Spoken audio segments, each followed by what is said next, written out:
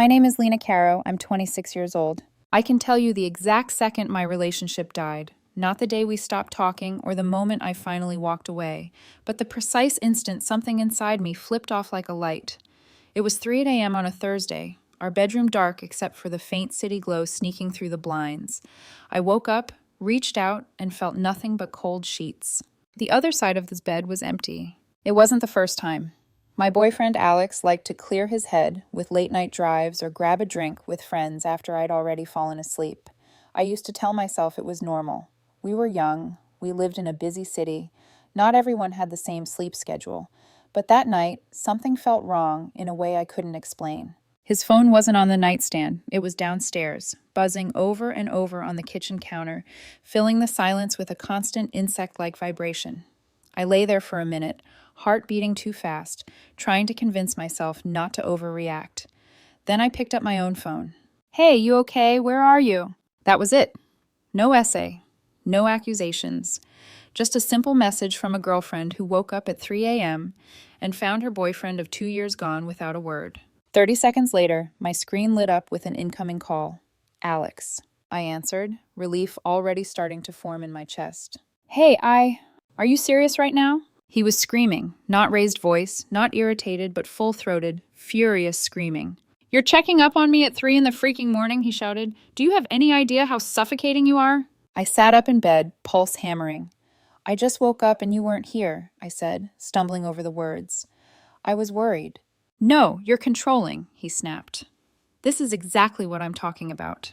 You're always breathing down my neck, always asking questions, always needing to know everything. I can't do this anymore." My brain was still foggy from sleep. Reality felt slippery. "Do what?" I asked. "Deal with you being this clingy," he snarled. "I need space. God, why can't you just give me space?" The line went dead.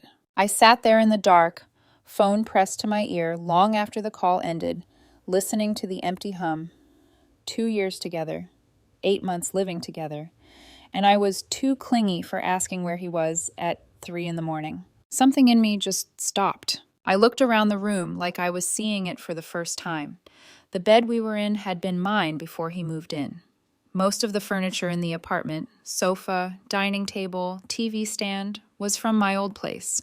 The lease was in my name because his credit was trash. I was paying about 70% of everything because he'd been between jobs for 6 months that had somehow stretched into 8. "Okay," I whispered into the empty room. "Okay." At 6:23 a.m., I heard the front door creak open. Footsteps staggered up the stairs. I slid back under the covers and closed my eyes. He slipped into bed like nothing had happened, like he hadn't just called me from somewhere in the city to accuse me of suffocating him. His hair smelled like cigarettes and cheap cologne and something else I didn't want to identify. His phone, tossed on his nightstand, lit up with notifications that never stopped. Within minutes, he was snoring. I lay there staring at the ceiling, feeling utterly still. At 8 o'clock a.m., my alarm went off. He didn't stir. I turned it off, slid out of bed, and walked into the hallway. My legs felt robotic, like they belonged to someone else. In the kitchen, I picked up my phone, opened my work email, and hit call on my boss's contact. "Hey, Lena," he answered. "What's up?" "Family emergency," I said, surprised at how steady my voice sounded. "I need to take my vacation days starting today." He paused. "Is everything okay?" "It will be," I said. "I'll explain later." I had no intention of explaining anything. He approved the time off. When I hung up, I opened my contacts and tapped another number. "Zoe," I said when she answered, "I need your truck and your muscles."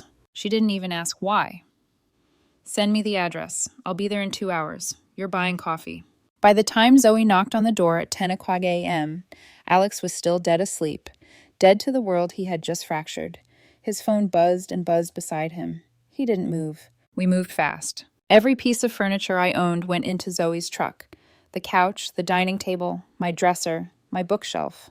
My clothes, my shoes, my boxes of old photos, my kitchen stuff, the good pans I'd bought on sale, the plates my grandmother had given me. My documents, birth certificate, passport, social security card, went into a folder in my backpack. We left his things, his clothes piled in the corner, his beat-up gaming console, his cheap speakers, even the bed, because he was still sleeping in it. I stood at the doorway for a moment, looking at him sprawled across the mattress, mouth open, oblivious. Not my problem anymore. Zoe didn't ask many questions. She just kept carrying boxes, pausing occasionally to give me that look, half concern, half, I've got you. You good? She asked once, balancing my TV in her arms. Yeah, I said. And the strange thing was, I wasn't lying. I felt nothing. No heartbreak, no panic, just done. On the drive to her place, I used my phone to cancel my name from the utilities. Electricity, gas, internet, all shifted out of my responsibility. The companies were more than happy to oblige. I canceled the food delivery memberships I'd set up, stopped my weekly grocery transfers, opened my banking app, and deleted the card he'd memorized the number of.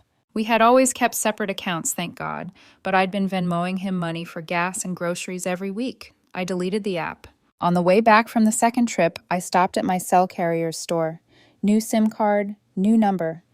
I blocked Alex's number before the new one even activated, then blocked his sister, his friends, everyone I could think of who might act as his messenger.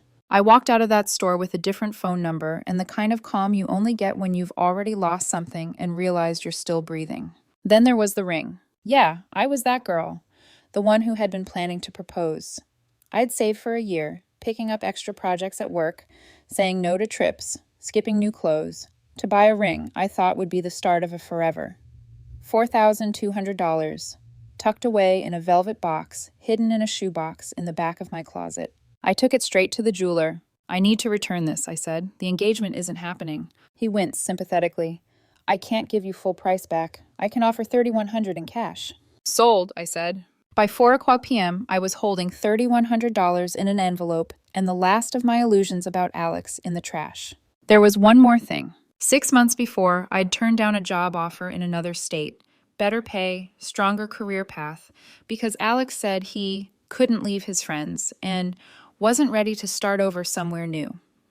I'd told myself that sacrificing the opportunity was what you did when you were building a life with someone.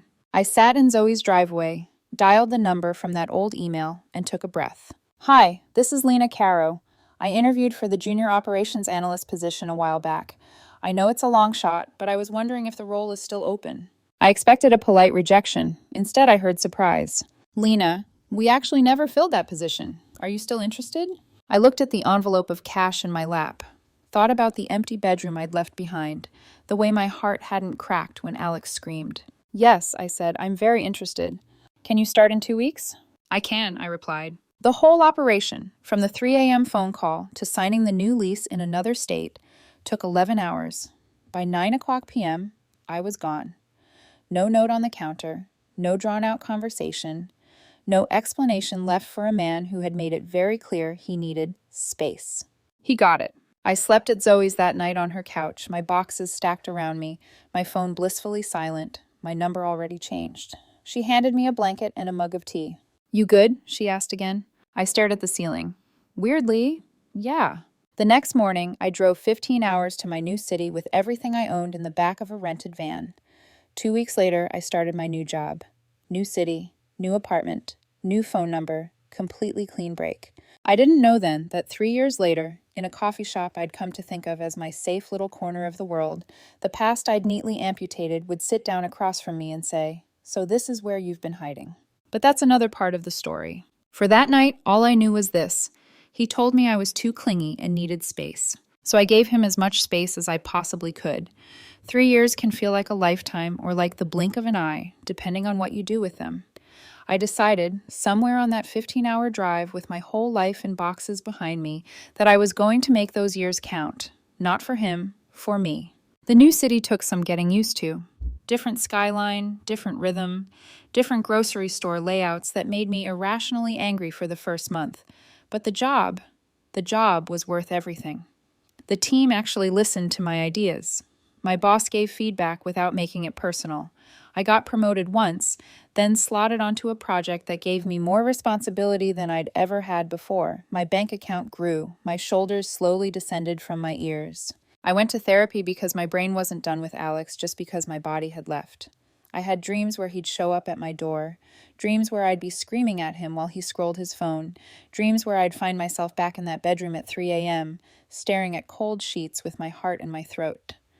My therapist helped me untangle the knot of am I clingy from? I asked a basic safety question at a reasonable time. Concern is not control, she told me once. Asking where are you at 3 in the morning when someone you love disappears is not abuse. It took me longer than I'd like to admit to believe her. About 8 months before everything blew up again, I started seeing someone. His name is Marcus. We met through a coworker who dragged me to a trivia night I'd tried very hard to say no to. He was on the opposing team, argued passionately about the release year of some obscure movie, and then bought me a drink afterward to apologize for getting weirdly competitive about film trivia. It wasn't fireworks, it was ease. We texted, we met for coffee. When he said he'd call, he did. When he was running late, he sent a message.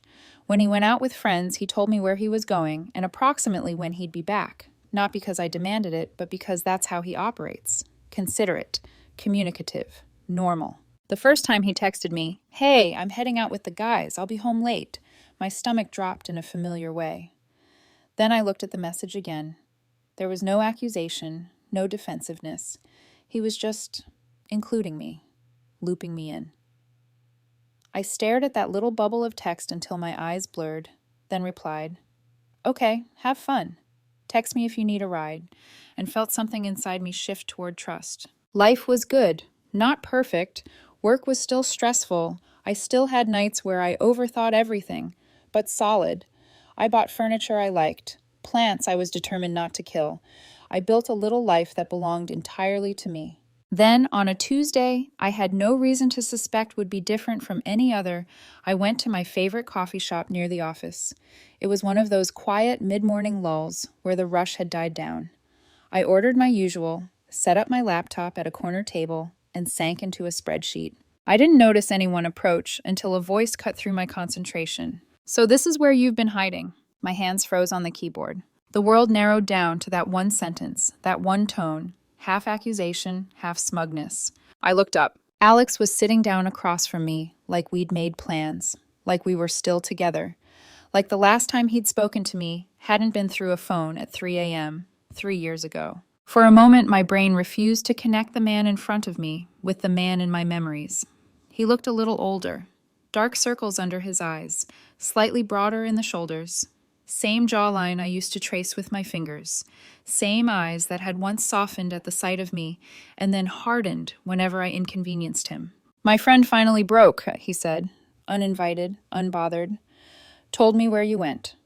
Took some convincing, but you know me, I can be persuasive." He smiled like this was cute, like tracking me down across state lines was a rom-com plot. My stomach clenched.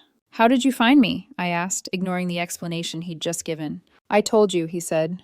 "Your friend, what's her name, Zoe? Finally cracked. Felt guilty. She said you moved here, gave me the company name. Zoe. Who would rather set herself on fire than give him anything?" I closed my laptop quietly. "We don't need to talk," I said. "There's nothing to say." He reached across the table and grabbed my wrist. Not hard, but enough to make my heart spike. "Yes, we do," he said. "You just left, Lena. No explanation, no nothing. You disappeared like a coward. You told me I was too clingy and needed space," I said evenly. "I gave you space." "That's not what I meant, and you know it." His jaw clenched. "I was just stressed." "At 3 in the morning," I said, "when you weren't home." He flinched, just a little. "I was with friends," he snapped. "Girls' night ran late. You blowing up my phone wasn't helping." "I sent one text," I said. "I asked if you were okay." He rolled his eyes. Same thing. There it was. The same twisted logic, perfectly preserved. I slid my wrist out of his hand and stood up. "Enjoy your space," I said. "I have a meeting." He stood too, voice rising. "Wait," he said, loud enough that people started turning their heads. "I'm pregnant." The coffee shop went silent. My brain stalled, then rebooted with annoyance. "Congratulations," I said. "I'm sure the father will be thrilled." "You're the father." It left his mouth so fast he didn't even seem to process what he'd said until it hung between us, absurd and heavy. I stared at him. Then I laughed. I actually laughed. A sharp, startled sound. "The math doesn't work," I said. "We broke up 3 years ago. That would make your pregnancy roughly 1,095 days long. Pretty sure that's a world record." "Don't be stupid," he snapped. "It's from before." I dropped the smile. "Alex, stop." He leaned in, eyes wild. "I didn't find out until after you left," he said. "You changed your number, disappeared. I had no way to tell you. I have a 2-year-old son. He's yours. The words slid into my ears and sat there, heavy and unwelcome. 2-year-old. We'd been together, living together, sleeping together. My mind did the math whether I wanted it to or not. It could fit. Barely, but it could. Show me, I said. His brows knitted. What? Show me a picture, a birth certificate, something. His hands shook as he pulled out his phone. He swiped, then held out the screen. A little boy stared back at me. Big blue eyes, dark hair, wearing a dinosaur t-shirt, cheeks flushed from crying, or maybe just being 2 years old. He looked like a kid. No neon sign flashing yours, or not yours. I swallowed. Birth certificate? He hesitated, then, to his mild credit, pulled up a photo of that too. Father, unknown. My jaw tightened. You didn't list me. I didn't know where you were, he said quickly. But he's yours. I know he is. How? I asked. Based on what? A feeling? There was no one else, he insisted. Not then. A flicker of something ugly crossed his face. Guilt? Shame? Hard to tell. DNA test, I said. Set it up. Court-approved lab. If the kid is mine, we'll figure it out. If not, you leave me alone and never contact me again. His mouth dropped open. Are you seriously questioning me right now? After everything you put me through, you're questioning... You showed up after 3 years, I cut in, claiming I have a child I never knew existed. Yeah, I'm questioning it. He glared at me, jaw working. Fine, he spat. But when it comes back positive, you owe me 3 years of child support. Backdated, plus interest. If it comes back positive, I said, lawyers will figure out what I owe, not you. His nostrils flared. You're unbelievable. And you're loud, I said. Sit down if you're staying. People are staring. He didn't. I picked up my bag, slung it over my shoulder, and walked out without looking back. In my car, I sat with my hands on the steering wheel until my fingers stopped shaking. A kid? If he was telling the truth, if somehow I'd left and he hadn't known yet, my life was about to change in a way I had never planned for. But everything about the encounter screamed manipulation. The timing, the dramatics, the way he talked about what I owed before we even had proof. I took a breath and did what I always do when the world makes no sense. I called Zoe. Hey, she answered. What's up? Weird question, I said. Did Alex ever call you asking where I moved? She snorted. Did he ever stop? He called me like 80 times in the first 6 months. I told him I didn't know. Then I blocked him. He said you finally told him, I murmured, that you cracked and gave him my company. Yeah, she said. That didn't happen. Haven't spoken to that man in almost 3 years. I exhaled slowly. Thought so. Why? She asked. What did he do? I stared at the dashboard, the ghost of a 2-year-old's face hovering in my mind. He says I have a son, I said quietly. He says the kid is mine. Silence. Then, you're getting a DNA test, right? Yeah, I said. Yeah, I am. Good, she replied. And Lena? Yeah? Whatever happens, she said, you don't owe that man anything except the truth. For you, not for him. I closed my eyes. 3 years ago, Alex told me I was too clingy and needed space. Now, apparently, he wanted to fill that space with a child. The test would tell me whether that child had anything to do with me. Until then, all I could do was prepare for either outcome, and refuse to let him rewrite history without a fight. The next 48 hours felt like living inside a pressure cooker that someone forgot to turn off. My phone wouldn't stop buzzing, not because Alex reached me. He couldn't. My number was still changed. But because he was trying every possible side door to force contact. Unknown numbers. Spam-looking texts, emails to my work, even a LinkedIn message request. He was unraveling. But his unraveling didn't matter, not compared to the question that consumed every quiet moment in my mind. What if the child really was mine? I didn't want to believe him. Everything in my body screamed no. But biology doesn't care about your intuition. Biology is math, and the math, barely, painfully, could work. Barely, painfully, which made it worse. Then, on Thursday morning, he finally broke through using a number I hadn't yet blocked. Alex, DNA test scheduled for Saturday, 2 p.m. Be there. Or I'm filing for child support without you. I stared at the message, felt the familiar flare of anger at his tone. Commands. Threats.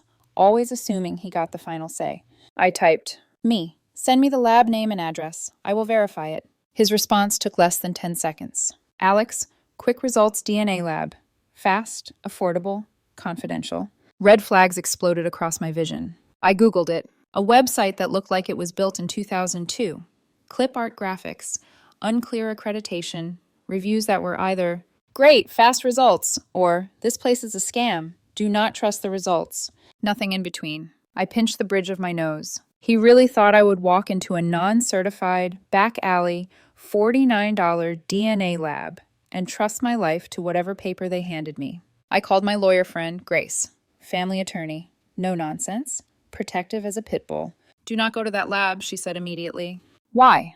Because if he claims the kid is yours, the only results that hold up in court are from accredited labs with chain of custody protocols. Anything else is a trap. I swallowed. And so what do I do? Send him a list of court-approved facilities, she said. Make him pick from those. If he refuses, that tells us everything. The relief was sharp enough to hurt. I texted Alex back. Me. Not using quick results. Here are 3 court-certified labs. Pick one, and I will meet you there. His reply was instantaneous. Alex, are you serious right now? I already paid for this one. Of course he had. He didn't want truth. He wanted leverage. Me. Court approved or nothing. Your choice. He called. I didn't answer. He called again and again and again. 12 times. I blocked the number. Then, as if this were a tag team event, another number popped up. His mother. I answered on instinct. Lena, she snapped before I could speak, you need to stop playing games with my son. I closed my eyes. Here we go. He has been through hell raising that boy alone, she said. He had to move back home because you abandoned him in the cruelest way. I didn't know there was a child, I interrupted. You should have stayed. You traumatized him. He was broken for months after you left. He screamed at me for asking where he was at 3 a.m, I said. He told me I was too clingy and he needed space, so I left. That was stress. He said things he didn't... Ma'am, I said, voice flat, if your daughter were missing at 3 a.m., would you not ask where she was? Silence on her end, a stunned, offended silence, before she hissed. You are unbelievable. You owe him. You owe that child. If the child is mine, I said calmly, then I will handle my responsibilities legally. Not through threats, not through guilt trips, through the courts. Anything further will be handled through attorneys. You can't do this, she cried. You're controlling everything. That word again? The one they weaponized to justify their chaos. I hung up before she could say more. Saturday arrived heavy and cold. I got to the court-approved lab 30 minutes early. The building was modern, quiet, the kind of place that smelled like disinfectant and professionalism. 10 minutes before the appointment, they walked in. Alex, his mother, a man I didn't recognize, tall, brooding, scrolling his phone, and a child. A boy, 2 years old, dark hair, blue eyes, clutching a stuffed lion, blinking up at everything like the world was too big today. My breath caught. He was adorable and absolutely terrified. Hi, sweetheart, Alex's mother cooed. Say hi to Lena. He just stared and said softly, Who's dat?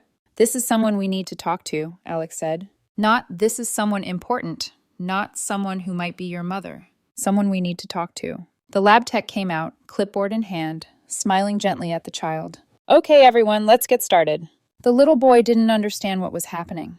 When the tech approached him with the swab, he clamped his mouth shut, eyes wide. It won't hurt, the tech soothed.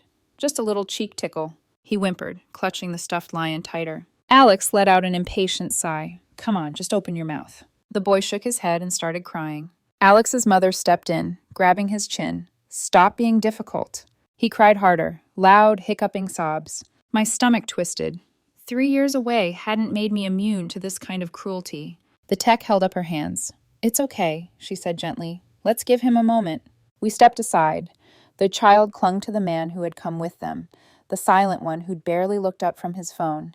The man lifted him effortlessly, whispering something soothing, rubbing slow circles on his back. The boy calmed almost immediately. My heart clenched. If Alex was involved in raising this child, he certainly wasn't the one doing the comforting. After a few minutes, the tech tried again. This time the boy cooperated, eyes shining with leftover tears, lion still pressed to his chest. Then it was my turn. Quick, efficient, clean. They had everything they needed. As we walked toward the parking lot, Alex followed close behind. When this comes back positive, Shep, he said, we need to talk about money. Through lawyers, I said, without turning around.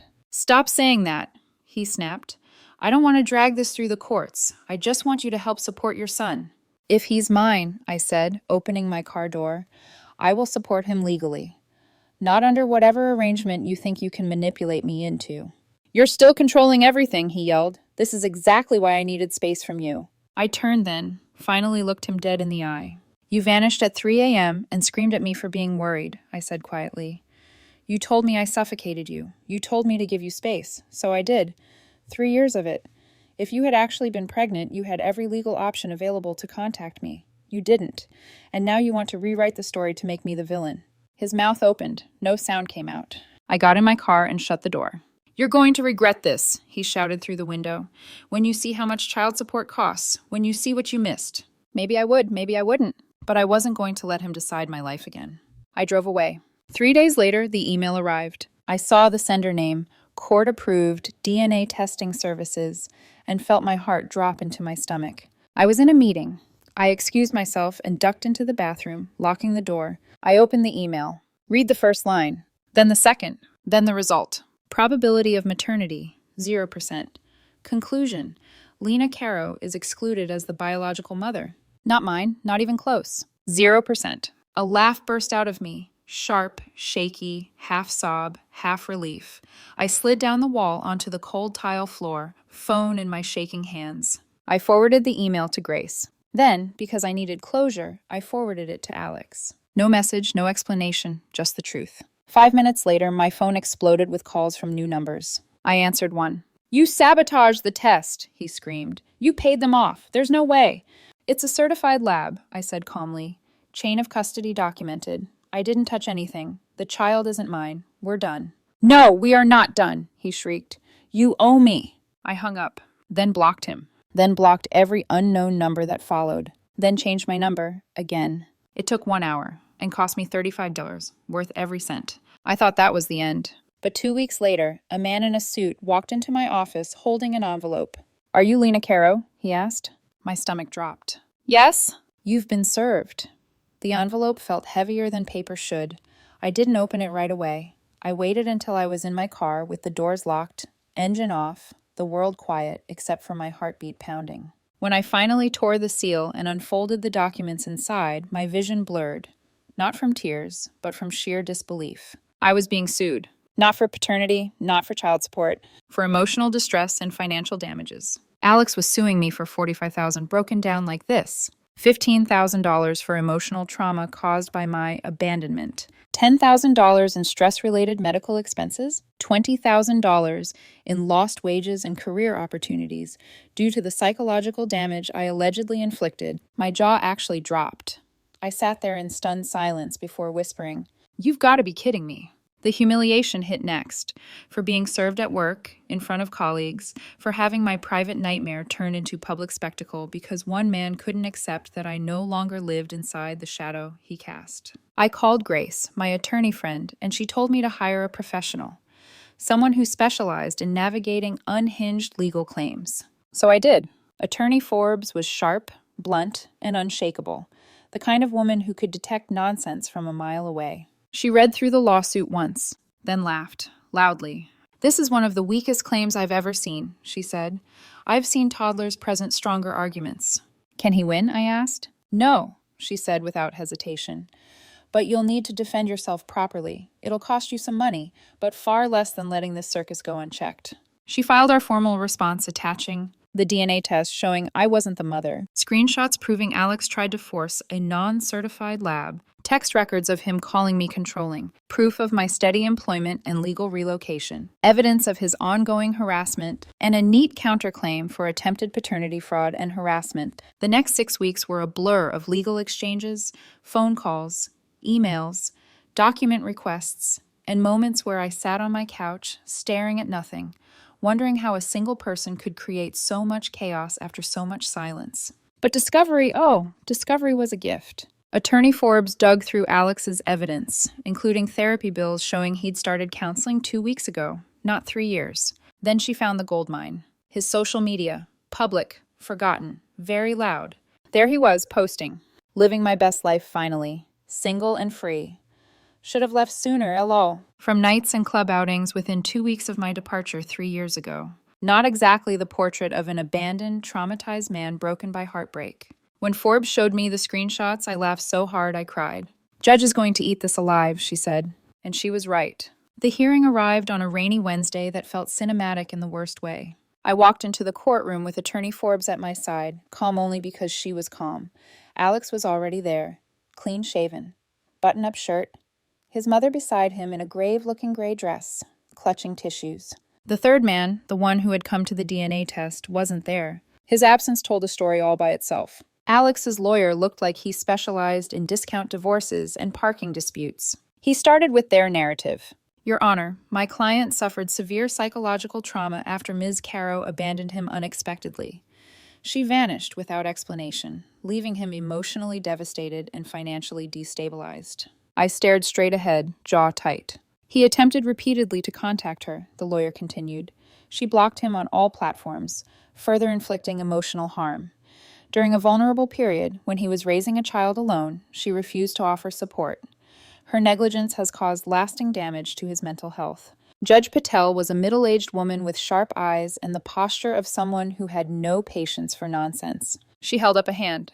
Did your client ever file a missing persons report? She asked the lawyer. He blinked. No, Your Honor. Did he attempt to contact her through legal means? A certified letter? An attorney? No, Your Honor. Did he know where she worked? Or where she grew up? Or have any family contacts? He shifted. Not exactly. So, the judge said, his claim is that he was abandoned, yet made no official attempt to locate her for 3 years? The lawyer stammered. Well, she... Judge Patel looked bored. Continue. He struggled through a few more minutes of emotional rhetoric before finally sitting. Then it was our turn. Forbes stood like she was about to dismantle a house with her bare hands. Your Honor, she began, my client legally ended a non-marital relationship with a man who yelled at her for asking where he was at 3 a.m. She removed her belongings from her own apartment, to which she alone was on the lease. The judge's eyebrows lifted slightly. Forbes continued. She relocated for employment and safety reasons. That is not abandonment. That is adulthood.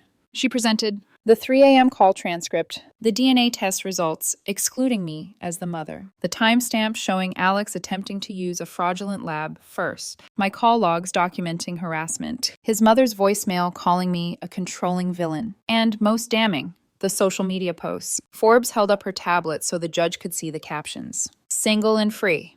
Finally out having fun. Good riddance to toxic relationships. The judge's mouth tightened in something that might have been amusement. Then she asked Alex directly, Sir, did you post these? Alex turned red. That was years ago. 2 weeks after she left, Forbes corrected. Alex's mother gasped. Loud. Dramatic. Judge Patel sighed. Ma'am, please refrain from theatrics. Then she leaned back, folded her hands, and delivered her ruling. People end relationships, she said. Sometimes suddenly, sometimes painfully. That is not illegal. Ms. Caro had every right to leave a relationship she no longer wished to be in. Alex swallowed hard. As for emotional distress, the judge said, I see no evidence that Ms. Caro caused such distress. In fact, the evidence suggests she was the one who was emotionally mistreated. His mother clutched her pearls. Your claim is dismissed, the judge said flatly, with prejudice. Then she looked at our counterclaim. As for the defendant's claim of attempted paternity fraud, while I do not find clear malicious intent, I do find reason to grant her attorney's fees. She turned back to Alex. You owe the defendant $2,500. You have 90 days. Alex's mouth fell open. I don't have 25. The judge shrugged. You should have considered that before filing a frivolous lawsuit. Gavel, case dismissed. Outside the courthouse, his mother was waiting. You ruined her life, she shouted. She had to move back home. She's drowning in debt. All because you couldn't handle a real man. Your son screamed at me for asking where he was at 3 a.m., I said calmly. Then he lied about a child that wasn't mine. Then he sued me. He ruined his own life. She jabbed a finger at me. She loved you. She loved the 70% of the bills I paid, I said. There's a difference. Forbes stepped between us. Walk away, she murmured. You won. So I walked away. 6 months later, I learned through Grace that Alex filed for bankruptcy. He never paid the $20,500. He never contacted me again. The man from the DNA test turned out to be his ex's new boyfriend, who was probably the actual father. I kept the court documents in a labeled folder, not out of spite, out of protection. A year passed, then another. And in that time, I learned what a real relationship looks like. Marcus texts when he'll be home late. He asks how my day was and listens. He doesn't shout when he's stressed. He doesn't weaponize the word controlling. He doesn't disappear at 3 a.m. Sometimes he sends a quick picture of our cat sleeping weirdly and a message like, heading home soon, want me to grab dinner? Turns out communication isn't controlling. Care isn't suffocation. Love isn't a battlefield you're always losing. Alex told me he needed space. He got more space than he ever imagined, and I never looked back.